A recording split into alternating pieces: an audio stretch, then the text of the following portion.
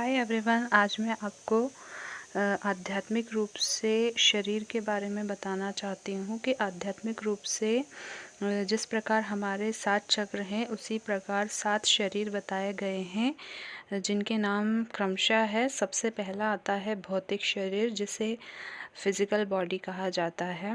उसके बाद आता है ईथरिक बॉडी, जिसे भाव शरीर कहा जाता है।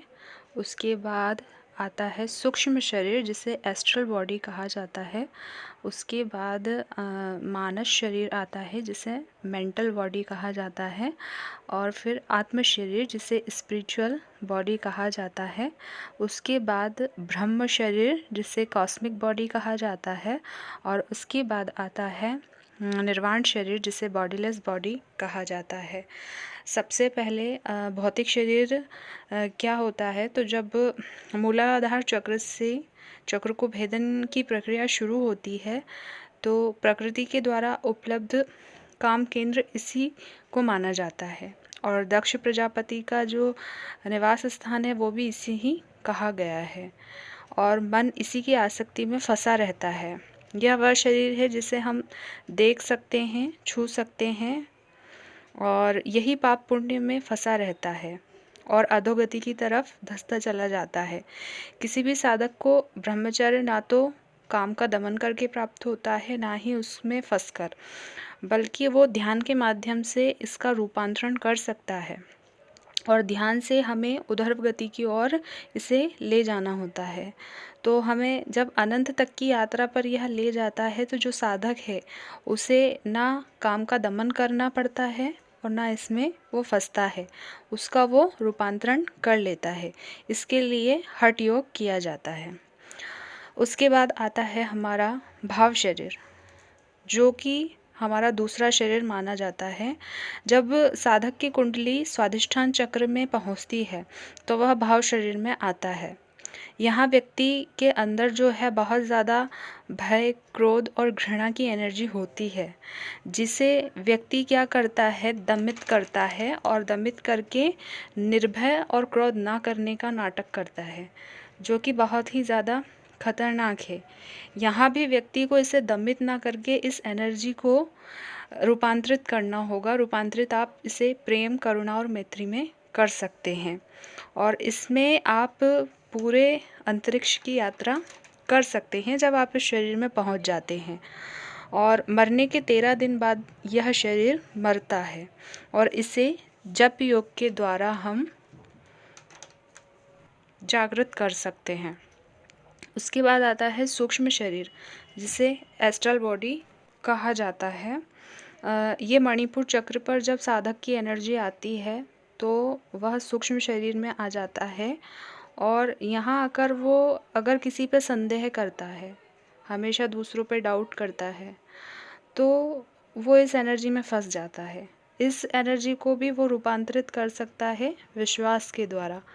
उसे हमेशा दूसरों पे विश्वास करना चाहिए, भगवान पर विश्वास करना चाहिए। अगर वो विश्वास करेगा तो एस्ट्रल बॉडी सक्रिय हो जाती है। इसके लिए भक्ति योग किया जाता है और यहाँ अंतरिक्ष के साथ साथ भूत और वर्तमान में भी यात्रा की जा सकती है। भविष्य में नहीं कर सकते, बट भूत और वर्तमान में कर सकते हैं। इसके बाद आता है मानस शरीर।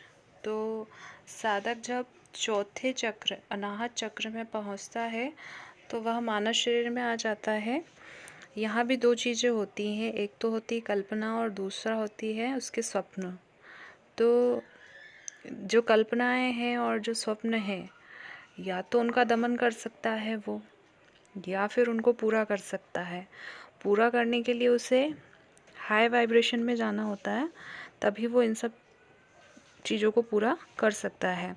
यहाँ आकर भूत भविष्य दोनों में जा सकते हैं, लेकिन आप यहाँ वर्तमान में नहीं समझ सकते कि क्या होगा और क्या नहीं।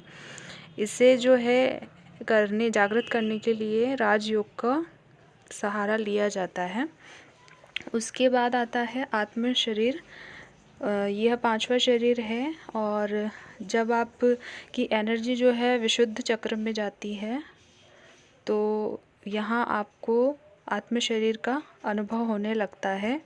मन जो है वो आकाश के जैसा फील होता है और इस शरीर में आकर जो है आपकी जो संभावना है जीवन में वो बहुत ज़्यादा है, अनंत हो जाती है।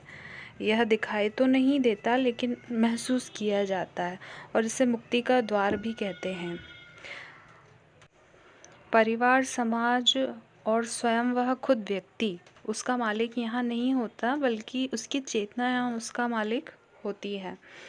उसके बाद आता है ब्रह्म शरीर। तो जब व्यक्ति आज्ञा चक्र पर आता है तो वह ब्रह्म शरीर में आ जाता है। ये छठा शरीर माना जाता है और साधक यहाँ आकर अहम ब्रह्मास्मि का अनुभव करता है।